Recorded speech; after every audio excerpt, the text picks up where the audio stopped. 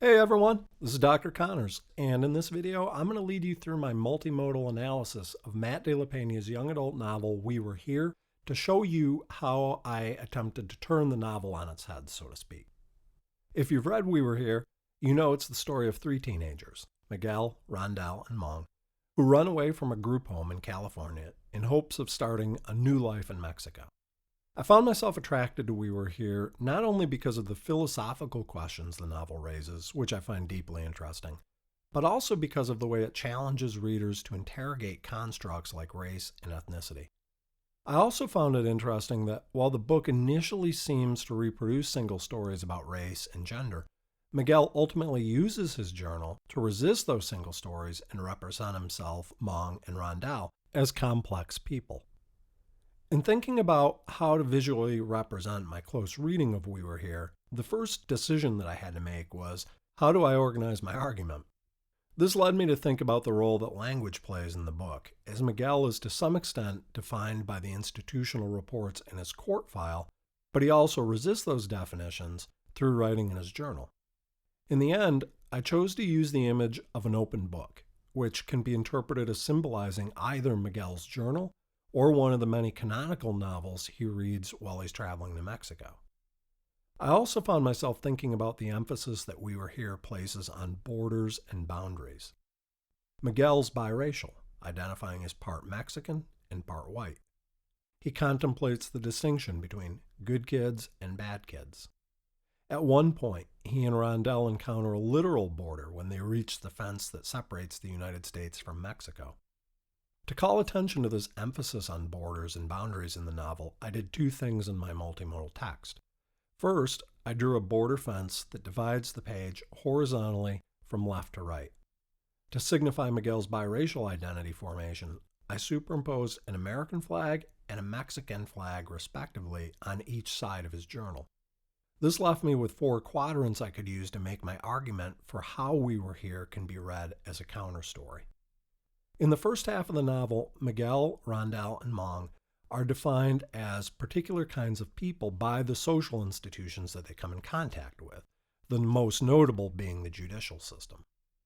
To signify this, in the upper left-hand corner, I depicted the opening scene of the novel where Miguel stands in front of a judge waiting to be sentenced. Rather than draw him in a defiant pose, I drew him with his shoulders bowed and his hands clasped together in front of him, as I wanted to convey the remorse that he feels for what he's done. I also chose to show the judge reading from Miguel's file, because I thought that would allow me to emphasize the role that institutional reports play in imposing a single story on him. To further emphasize that point, I incorporated excerpts from Mong and Rondell's files as well, which Miguel takes with him when he leaves the lighthouse. As defined by the education system, Mong is labeled aloof, withdrawn, violent, and at risk. Adjectives that no doubt would have shaped his experience in school and how teachers perceived him. His criminal history foregrounds different crimes he's committed, while his medical history saddles him with labels such as clinically depressed, antisocial, and even suicidal. Rondell's file defines him as having a learning disability, as being ultra-violent, and as having come from a family with an absentee father and a drug-addicted mother. To emphasize how people can come to embrace single stories that institutions impose on them, I concluded this quadrant with an excerpt in which Miguel thinks, "You really start to wonder if that's who you really are. A group home kid, a fuck-up. And once you start thinking you're a fuck-up, maybe you automatically stop caring what happens to you." As I said, I regard We Were Here as a counterstory, so I thought it was important to show how the novel calls attention to systems and structures that privilege some people and create obstacles or barriers for other people. To do that, I referenced the scene where Miguel watches a group of surfboarders and reflects on the role that race plays in shaping a person's life chances. If I'd have had a white pop instead of a Mexican one, I'd be sitting out there too, he thinks.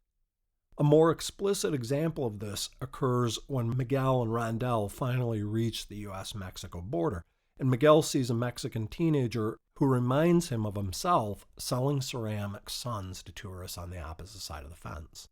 To highlight this scene, I drew Miguel and his counterpart gazing at each other across the border, and emphasized the fact that Miguel feels as though he's seeing another version of himself. I drew the two of them dressed in similar clothing.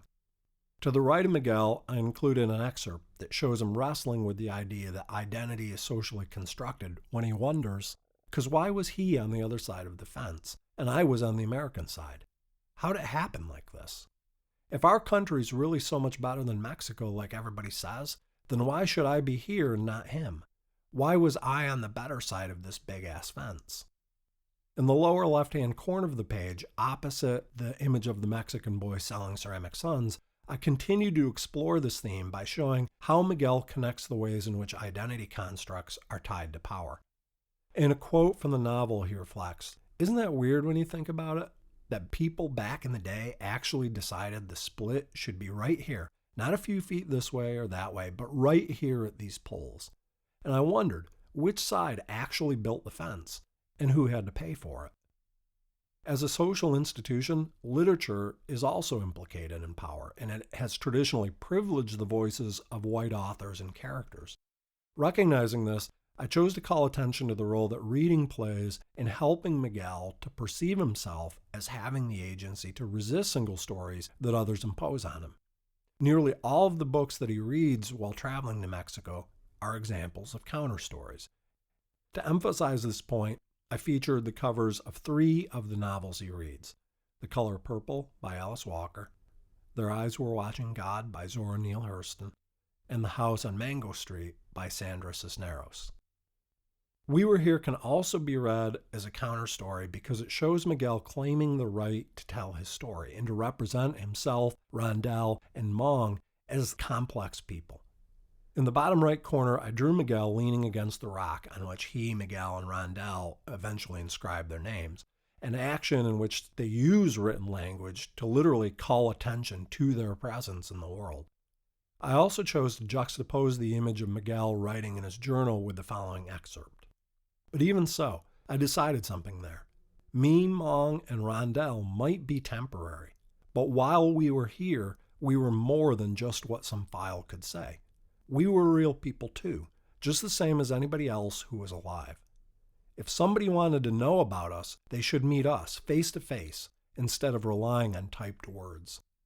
I unzipped my bag, pulled out my journal, and started writing everything down. Through writing in his journal, Miguel exercises control over how he, Mong, and Rondel are represented, which is a core concept at the heart of counterstories. The biggest challenge I faced completing this project was probably figuring out how to organize my argument.